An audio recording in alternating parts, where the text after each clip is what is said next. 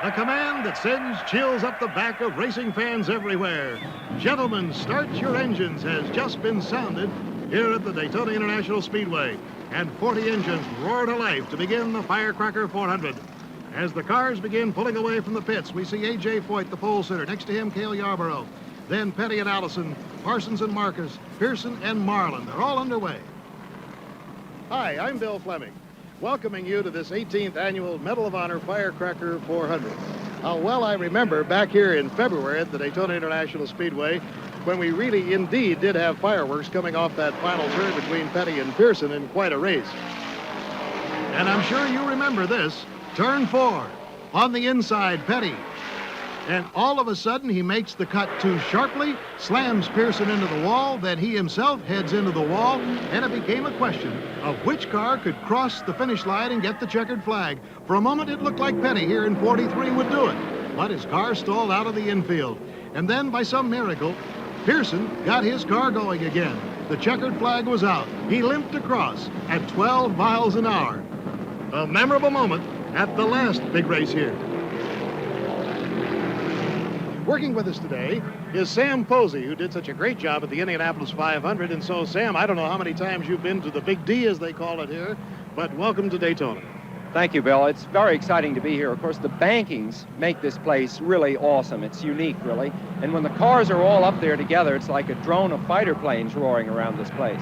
When I got here just a week ago, I was very lucky because the 1973 NASCAR champion, Benny Parsons, offered me a ride in his car, experience I'd never had here on the high bank. What I learned about that was that actually the driving of the car here is probably a little easier than it is at Indianapolis, just alone on a track. What makes NASCAR racing incredible is the close interaction of the cars, the pit stops, the drafting, and of course, we're probably going to have a finish that comes right down to the wire. It seems we always do off that final turn. Also, remember one thing, under the yellow, you can close up, unlike USAC racing. Now, the cars are coming around here, so let's set the field. On the pole, car number 28, A.J. Foyt in the Gilmore Chevrolet at 183 miles an hour. Next to him is Cale Yarborough in the Holly Farm Chevy, car number 11. Then Richard Petty in 43, Bobby Allison in car number 2 in the Cam 2 Merc. Then Benny Parsons and Marcus. David Pearson in car number 21 is back there in row 4 on the inside. You have to go back to Buddy Baker in row 6, the 12th qualifier, to find the first Ford. And now I think we're going to get a green flag. We have 39 cars on the race course. Buddy Arrington will not start. And now we have the green flag coming out. And this ought to be something to see if A.J. Foyt will out-accelerate Cale Yarborough as the flag is out and the cars are coming by. We're going to have a start, and there goes Cale Yarborough. Wow, what a burst of speed from him as he goes into the first turn. Yarborough, no question about it, really had the acceleration there, Sam. No question, Bill. He certainly did. He just drove right away from Foyt. Of course, Foyt right now, running in second place, is in a position to catch the Yarborough slipstream as they come down the back straight. All right, and making a very quick move back there, too, we noticed, was Benny Parsons. And there goes A.J. Foyt getting the draft and going right by, and right next to him is Bobby Allison in car number 2. So A.J. Foyt did not let Cale Yarborough have the lead for more than half a lap. Here they come around. It is A.J. Foyt, Cale Yarborough. And then Allison drops back a little bit, and here comes David Pearson up along with Benny Parsons. And look at the move that Buddy Baker has made. And on the outside, that is Cale Yarborough, and you're not supposed to do that here. No, that's very hard to do, Bill. Almost impossible to go round like that. What is a huge factor in this early running that we can't see is the invisible draft that these cars create. It's a real force when you're out on the track, and it enables some cars to pass. We're seeing the draft right there. And a good example of it, as Bobby Allison in that Cam 2 Merc hooks right in behind car number 28, A.J. Foyt, and he is able to get by Cale Yarborough. But you know, when it comes to real horsepower, Bill, Cale Yarborough, in my analysis, he's the guy that's being able to drive into the lead without the benefit of the draft. In fact, as you see him come around here, he's now in second place just behind Foyt. He's able to run down in tighter and still power into the lead. And look at Buddy Baker. That's the white car down low, car number 15. He's come back from the 12th position, challenging for third place. Buddy is hoping today to become the 5th man in NASCAR racing history to reach $1 million. The other 4 are right here in this race. And look at Cale Yarborough. One of those 4 hooked right on to the end of A.J. Foyt. Baker fought off by Bobby Allison in the battle for third. But it looks right now with those 5 cars, and that's incidentally Benny Parsons in car number 72 in 5th place right now, as if they're starting to get a little bit of distance on the field. And Bill, look at that. There's Cale Yarborough. Now, he's able to drive down low and pass Foyt there. You need horsepower to do this maneuver and pull out ahead as they go into that turn there. You know, you mentioned a moment ago about Buddy Baker's charge up from 12th place. He brilliantly weaved in and out using the draft. It was a fantastic display and something that Johnny Rutherford, the Indianapolis winner, who also started near the back of this field, has been unable to do. Yes, Johnny Rutherford in car number 77 is still mired in traffic. It's interesting to note that he has that new McLaren-built engine to see whether it'll run on this track as well as the turbo McLaren has run at Indianapolis. Right now, handling beautifully, here is Cale Yarborough, some smoke down there, and it looks like a car has pulled off on the apron and into pit row. There is no yellow caution light out, so they're still running, and even though that car may have blown an engine, we're still under the green, and it is Joe Mahalik, car number 61. And we'll be back in just a moment. Although it's still early going, we've had a tremendous battle between Cale Yarborough and car number 11 leading the field right now. And right behind him, the pole sitter, A.J. Foyt. And then coming very close to him is Bobby Allison, then Buddy Baker, and then Benny Parsons. It's been tight all the way, and there is still a long road ahead. Before the race got underway today, Chris Economaki, editor of National Speed Sport News, talked to pole sitter A.J. Foyt. A.J., it's pretty hot today, and we know it's tough on the driver. What does it do to the car? Well, it's going to be very tough on the car, too, Trish, so I don't know. You know, you just have to run as hard as you possibly can, and I need to lose about 15 pounds, so maybe I can sweat it off today. Well, driving one of these enclosed cars must be a hot proposition, Sam Posey. It certainly is, Bill. These are not open roadsters as at Indianapolis, and the heat in them is incredible, hotter than any other kind of car, I'd say. And we've had some very heated racing, we might add, with Cale Yarborough in the lead, but down low is Bobby Allison, and look what happened to A.J. Foyt. All of a sudden, he goes from first to fourth, and that can happen on a big track. It sure can, Bill. The way the air moves around these cars, you could run right up the back of somebody if you didn't back out of it sometimes, and A.J. just got caught on the outside and had to come out of it a second. Buddy Baker trying to squeeze in there on the outside rail, and there is A.J. Foyt right back in there, gunning it into third place. So it's Cale Yarborough, Buddy Baker, A.J. Foyt, and then Bobby Allison. And it looks like we have 7 cars moving as a group now. Now, here's what's interesting about that. Once they get far enough down this track, they're going to lose those other cars, and the effect of the draft of these cars is not going to be benefited by the other ones. That's right, Bill. You've got to make, if you're near the tail end of this, as Richard Petty is right now, you've got to make a tremendous effort when you come up on traffic and whatnot, not to lose the draft of the other cars, or you'll lose the race. All right, we're in the 8th lap, and we have had 4 or 5 different leaders right now. We may have another one. Here is Buddy Baker going by Cale Yarborough, and Buddy Baker has made a great move from 12th in the starting grid to number 1 on the racetrack right now, and they're starting to pass some of the slower cars, as you can see. In fact, it won't be long now until car number 68 comes into view. That's Janet Guthrie. Janet is the only woman driver in today's race, and she has a brand new sponsor for the remainder of the season. Uh-oh, here is car number 88. Darrell Waltrip down on the apron, and it looks like he has a serious problem. The green Gatorade Chevrolet on lap 9, the Virginia 500 winner, doesn't look like he's going to make the Firecracker 400 his second win of the season. And look at this. Bobby Allison pulls right alongside Buddy Baker to take the lead, and there's Cale right behind. Boy, Bill, Cale is playing this awfully cagey, but look at that. That's very, very difficult what's happening there, because the cross currents coming off Bobby Allison's car number 2 there almost caught Buddy Baker. That's a very dangerous maneuver when you're drafting and you're alongside somebody, kind of kitty-cornered to him. Very difficult racing. Buddy Baker hanging right in there on the tail of Bobby Allison, then Cale Yarborough right behind him, and then David Pearson has moved up into the number 4 spot. David Pearson, who has won 7 out of 11 starts this year in the Wood Brothers Prepared Mercury, is starting to make his presence felt on this race course, as is car number 43, Richard Petty, who's in a bit of a slump, who has only 1 win so far this year. And Buddy Baker goes by Bobby Allison to regain the lead. Furious racing here in the Firecracker 400. And coming by the grandstand right now is car number 68, Janet Guthrie.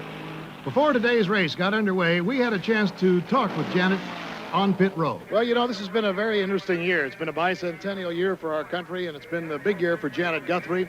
And Janet, as you look back over it, you've had some heartbreak, but you've also had some things to make you happy.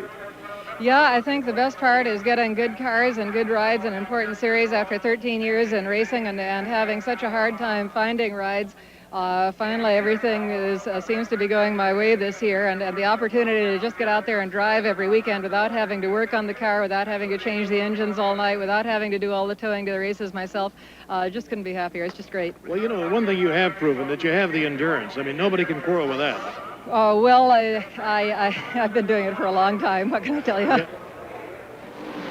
And Buddy Baker has regained the lead now from Cale Yarborough. Incidentally, there's a great story in this. Buddy Baker and his father, Buck Baker, both started the race today. Buck, back in 24th position, is still back in the pack. And now, here goes Richard Petty passing Pearson. It's been a blistering pace here today at the Firecracker 400. Buddy Baker, Bobby Allison. Look at all these cars bunched up in there. We have not had a yellow caution light, and sooner or later we're going to have some pit stops as Allison takes the lead. And look at Cale Yarborough tucking right in behind Buddy Baker. These cars have been jockeying back and forth. A.J. Foyt has fallen off the pace just a little bit. Pearson is right back there, ready to pounce on somebody, as is Richard Petty, who is now in 4th place. As they come by now, looking over to pit row, we're going to have some pit stops very soon here, Sam, or somebody's going to run out of gas. Yeah, Bill, I'm not sure what's wrong with Foyt. I think he's having some handling troubles, but he's definitely dropped back. He's no longer in the leading group. Bobby Allison in that Cam 2 Merc in the lead, followed by a Ford, followed by a Chevy. Uh-oh, smoke, and it's from Baker's car. And there is fire coming from underneath. Taking the low road there is car number 11, Cale Yarborough. And there are other cars spinning on the track. Let's try to pick up the numbers. There's 18, that's Buck Baker. 24 is Cecil Gordon. But the infield is filled with smoke, cars backing up and slowing down, and Buck Baker is to a stop, but Buddy, his son, is still roaring like a meteor down on the apron, hoping, I guess, Sam, to get back to the pits. I guess so. He's thrown his harness up on the roof there, Bill. He's probably very much on fire still in the car. He's hoping to get out the minute he hits the pits. Well, it looks like we're going to have a long caution here as car number 91 sloshing through the mud is Harold Miller. We had quite a bit of rain last night, and the infield over on that off turn 3 in between the backstretch and the pit area is quite filled with mud. Here's car number 18. This is the veteran Buck Baker, the father of Buddy Baker right here, whose engine blew, and it looks like Buddy's going to take it right into the garage. So as I mentioned, we're going to have a long caution. We'll be returning to more of the Firecracker 400 when Sam Posey, Chris Economaki, and I will be reporting the action. But right now, time to return to Philadelphia for more of the National AAU Swimming Championships. Back here at the Daytona International Speedway, the fans on the infield are straining to get a look at their favorites, and we've had a number of favorites drop out. Named drivers like Darrell Wolfram, Buddy Baker, James Hilton, Lenny Pons, Neil Bonnet, Cease Gordon. But on the course right now, number 11, Cale Yarborough, is leading Bobby Allison by about 5 car lengths, but look at Allison storming up from the rear. And about 3/4 of a lap behind them is the 3rd place car number 21, David Pearson. There he is right now, and he's about 2 miles behind. Now, just a few moments ago, into the pit area came car number 43, Richard Petty, and Chris Economaki is down on the scene.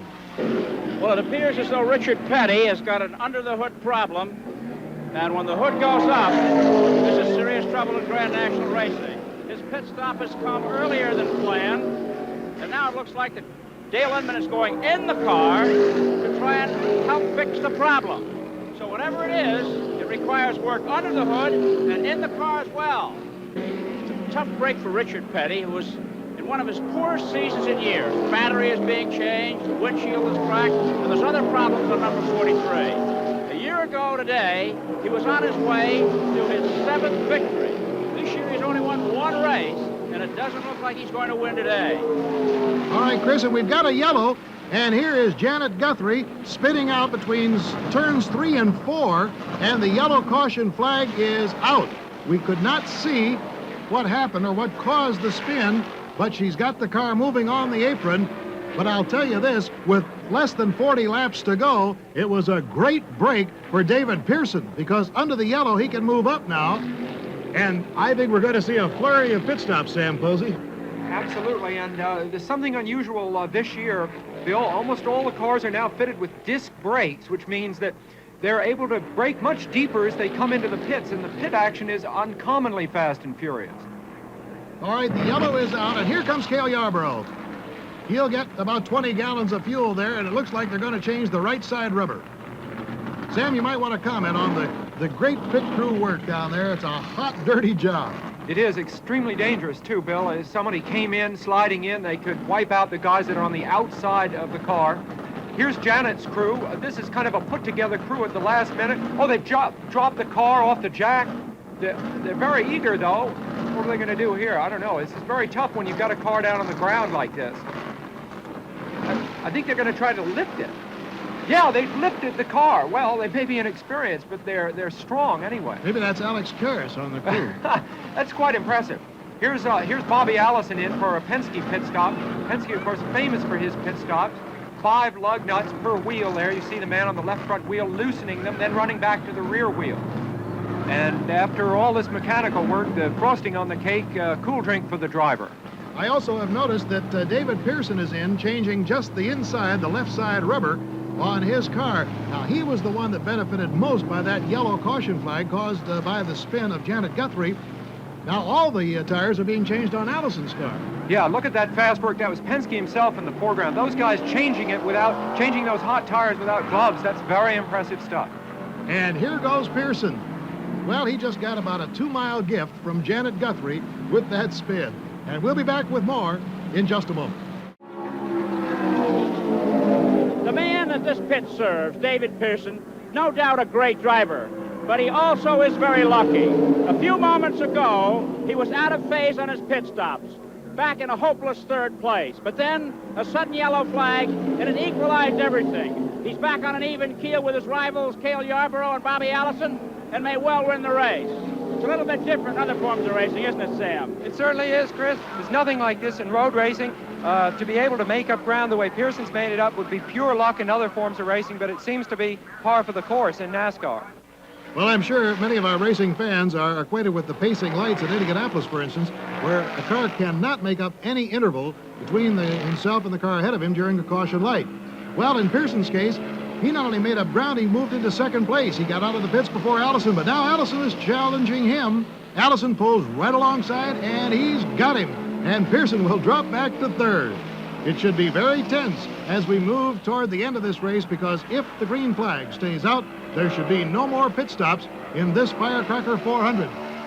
Cale Yarborough has about a 5-car length lead over Bobby Allison, and then David Pearson is in 3rd, and it looks right now as if the leader will come from this group of 3.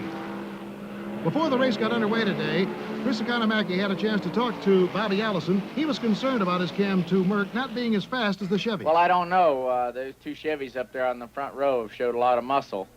And I think we just have to kind of wait and see what they look like and, you know, just play it by ear. You're doing well in the point standings, Bobby. Will this be a factor in how you drive the race, preserve your point lead rather than maybe go for broke? No, I don't think so. We're doing the best we can every time we run. And I might add, they're learning more about that Mercury every time they run. And at this point, we have 2 Mercuries chasing a Chevrolet. Yarborough in the lead, and then Bobby Allison and David Pearson.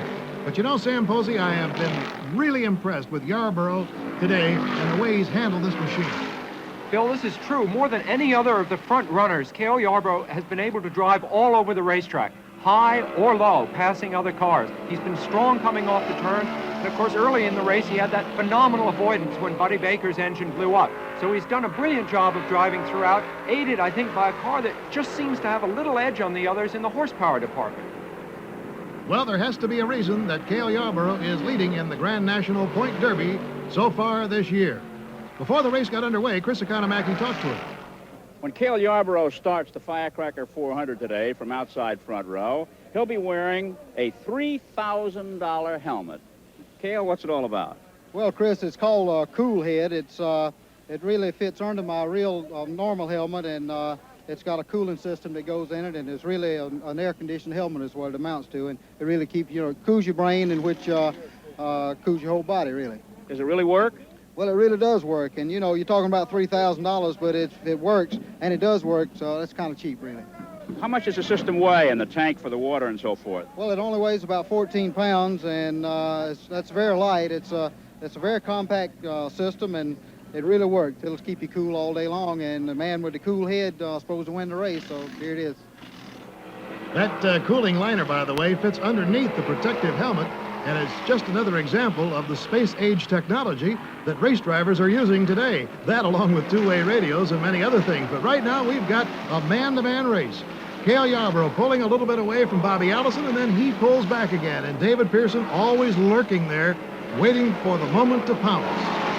And by the way, that red car in fourth position on the track is A.J. Foyt. He is one lap down to the leaders. So, Sam, he's had some problems. Yes, Bill, we just had word from the pit. It's handling problems, and A.J. is really having to wrestle with that car. But here's Bobby Allison now on the inside. He's threatening Cale Yarborough. This is very close and very difficult stuff there, with Bobby just pulling into Cale's slipstream as they come down the back chute. And I think we often forget that these cars are traveling very close to 200 miles an hour when they're dicing that close together. Here comes Pearson right up on Allison. Those three cars just battling furiously here as we come down to the end of the race. If we do not have a yellow caution flag, they will go all the way on the fuel and the rubber that they have on the car right now. Only 3 laps to go in the Firecracker 400, and Cale Yarborough has lengthened his lead over Bobby Allison and David Pearson.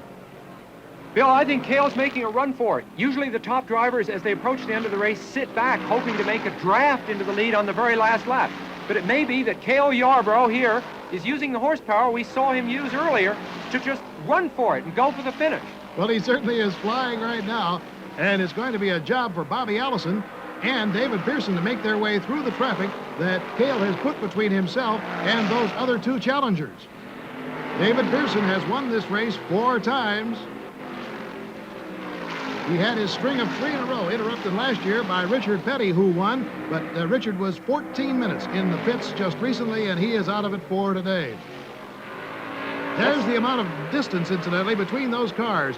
I would say it is roughly 400 yards. That's a whopping amount. And there is car number 43, Richard Petty, and they have given it up for the afternoon. He was too far down, and it is going back to the garage. Incidentally, there's more NASCAR Grand National Racing coming up in the next couple of weeks. August 22nd, a 400-miler at the Michigan International Speedway. August 29th, the Volunteer 400 at Bristol, Tennessee. And then on September the 6th, the granddaddy of them all, the Southern 500 at Darlington, South Carolina. And it's the same cast of characters chasing each other on some of the most exciting racing that we've ever seen this season. You know, earlier in the year, Cale Yarborough, who has about a 400-yard lead over his closest rivals, won 3 races, but they were on short tracks, and it's almost as if Junior Johnson, the crew chief, was just getting ready to get that car into perfect running condition for this Firecracker 400, because it's been great today on a superspeedway. Bill, it certainly has, and I think we can say that Cale has broken away from the 2nd and 3rd place cars. You see this 4, maybe 500 yards, maybe even more. I'd say the battle really now is for 2nd place, and Bobby Allison holds it. But in fact, it's David Pearson in the attack position. The possibility now exists for Pearson to draft by Allison on the last lap. We'll have to see. And the white flag is coming out now for Cale Yarborough, for Bobby Allison, and for David Pearson. So 1 lap to go for Cale Yarborough in car number 11. And so you're looking at the Grand National NASCAR point leader for the season, Cale Yarborough. He's never been Grand National champion, although he's a $1 million winner. And this is a goal that he set for himself this year. Here come the other 2 cars, Bobby Allison and David Pearson, down the backstretch. And Pearson looks like he's in a perfect spot. Look at him come up. This is the moment, Bill, and of course he does it. He's going onto the inside. Now, it's possible for Allison to come back on the outside, but the traffic has forced Pearson up. And here comes the checkered for Cale Yarborough. A great roar goes up, and here they come off the final turn. It is David Pearson ahead of Bobby Allison, and he gets the checkered flag just about a car length ahead of Bobby Allison. So it's Pearson and Allison 2nd and 3rd behind this man right here, Cale Yarborough, And unofficially, we've got him at better than a 160 average for today's race. A.J. Foyt, car number 28, finishing 4th, 1 lap down. The happy crew members of Cale Yarborough have loaded down that car as it heads toward victory lane in this race witnessed by 72 Congressional Medal of Honor winners, more than have ever been assembled at any one time in history. And so as the cars stream on in, we see car number 68, Janet Guthrie. She started in 33rd position and wound up 15th. So Cale Yarborough may have his fans here today, but so does Janet Guthrie. And congratulations, Janet, a fine race. And now let's go down to victory lane as Cale Yarborough climbs out of his car. Chris Economaki is standing by, and let's hear what Mr. Cool Hat has to say. Oh, Cale, are you as hot as we are? I'm hotter than you are, Chris. I guess, but the cool head sure worked, you know. You're soaking wet, Cale. Well, I poured that champagne, but I'm going to quit right here. Go ahead. What's all this black stuff on you, Cale? I don't know. I got a hole in there somewhere, Chris, and just it's all over me. A lot of happiness here in victory lane. It's always like that. Any scares during the race, Cale? Well, yeah, Buddy blew an engine right in front of me, Chris, and I was right behind him. I slid sideways all the way down through the grass and all, but I got it back, and that's the biggest one. You out of breath, Cale? I'm give out. I ran hard those last 25 laps. Okay, here's Sam Posey. Cale, right at the end, you were able to drive away from him. How were you able to do that? Well, Sam, I knew that Pearson wasn't running as good as Bobby, and if I could get Bobby and Pearson hooked up and break away from them, I'd be all right, and that's what happened. How about the hat? Do you think it helped you? It definitely helped me the first part of the race, but my alternator quit working, and it quit working right at the end, and I think that made me run a little harder, too. Congratulations, Cale. All right, officially, Cale Yarborough the winner, David Pearson in second place, Bobby Allison in third, A.J. Foyt in fourth, and Dave Marcus in fifth. And get the speed of the race, 160.966, the average speed for 400 hot miles. Now this is Bill Fleming, along with Sam Posey and Chris Economaki, saying so long from the Daytona International Speedway. The executive producer of ABC's Wide World of Sports is Rune Arledge. Coordinating producer, Dennis Lewin. Firecracker 400 and AAU Swimming Championships produced by Ned Steckel. Swimming directed by Roger Goodman. Firecracker 400 directed by Lester Becker. Associate directors Dick Buffington, Jeff Cohan, Norm Samet, and Gene McLean. Technical director Joe Nisi. Stay tuned now for the PGA National Golf Championship, which follows immediately over most of these ABC stations. Travel arrangements made through and a promotional fee paid by United Airlines. United, featuring Royal Hawaiian service on more wide-body 747s to Hawaii than any other airline.